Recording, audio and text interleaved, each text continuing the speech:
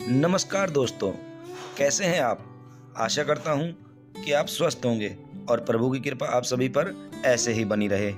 तो दोस्तों, आज फिर हाजिर हैं एक नई प्रेरणादायी कहानी के साथ। तो चलिए शुरू करते हैं। सालों पहले वरुण पर्वत के पास एक राज्य बसा हुआ था। उस राज्य में एक बड़ा सा सांप मदविंश नाम का रहता था। बूढ़ा होने की वजह से वह आसानी से अपना शिकार नहीं ढूंढ पाता था। एक दिन उसने तरकीब सोची। वो तुरंत मेंढकों से भरे हुए एक तालाब के पास पहुंच गया और वहां दुखी होकर एक पत्थर के ऊपर बैठ गया। तभी पास के पत्थर पर बैठे एक मेंढक ने उसे देखा। उस मेंढक ने थोड़ी देर बाद सांप से पूछा, चाचा, क्या बात है, आज आप खाने की तलाश नहीं कर रहे हैं? अपने लिए भोजन नहीं जुटाएंगे? इतना सुनते ही सांप ने रोनी सी सूरत बनाकर मेंढक को कहानी सुनाई।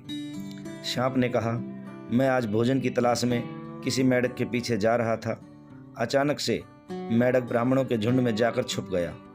मेंढक को भोजन बनाने के चक्कर में मैंने गलती से ब्राह्मण की लड़की को काट लिया, जिससे उसकी मौत हो गई। और इससे नाराज होकर ब्राह्मण ने मुझे श्राप दे दिया। उन्होंने मुझे श्राप देते हुए कहा कि तुझे अपना पेट भरने के लिए मेंढकों की सवारी बनना पड़ेगा। इसी वजह से मैं इस तालाब के पास आया हूँ। यह बात सुनते ही वह मेंढक तुरंत तालाब के अंदर गया और अपने राजा को सारी बातें बताई। राजा कहानी सुनकर हैरान हुआ।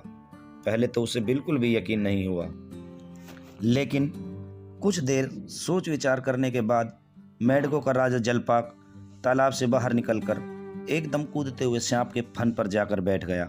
राजा को ऐसा करते हुए देखकर अन्य मेंढकों ने भी ऐसा ही किया। सांप समझ गया कि मेंढक अभी मेरी परीक्षा ले रहे हैं। सांप भी बिना विचलित हुए आराम से सबको अपने फन के ऊपर कूदने दे रहा था और उन्हें घुमा रहा था। इसके बाद मेंढकों के राजा ने कहा, जितना मज़ा मुझे सांप की सवारी करके आया, उतना मुझे आज तक किसी की सवारी करके नहीं आया। मेंढकों का भरोसा जीतने के बाद अब धीरे धीरे सांप रोज मेंढकों की सवारी बनने लगा। कुछ दिन बाद चतुर सांप ने अपने चलने की जो गति थी वो थोड़ी कम कर दी। यह देखकर मेंढकों का राजा जलपाक बोला कि हे सर्प, तुम्हारी चाल इतनी धीमी क्यों है? इसके जवाब में सांप ने कहा, एक तो मैं बूढ़ा हूँ और ब्राह्मण के श्राप की वजह से बहुत दिनों से भूखा भी हूँ।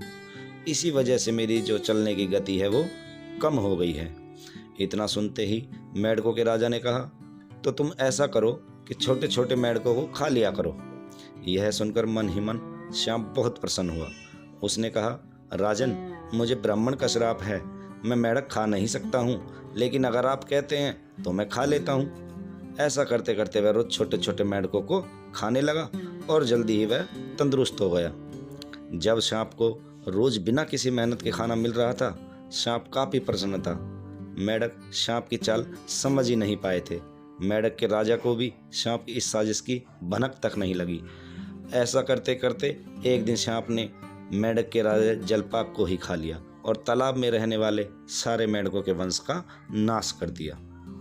तो बच्चों, दोस्तों, इस कहानी से हमें क्या सीख मिली? किसी भी शत्रु की बात का जल्दी से भरोसा नहीं करना चाहिए। इससे खुद की और अपने लोगों की ही हानि होती है। कहानी अच्छी लगे तो लाइक और शेयर ज़रूर करना और चैनल को सब्सक्राइब करना, और हाँ, कमेंट करना ना भूलें।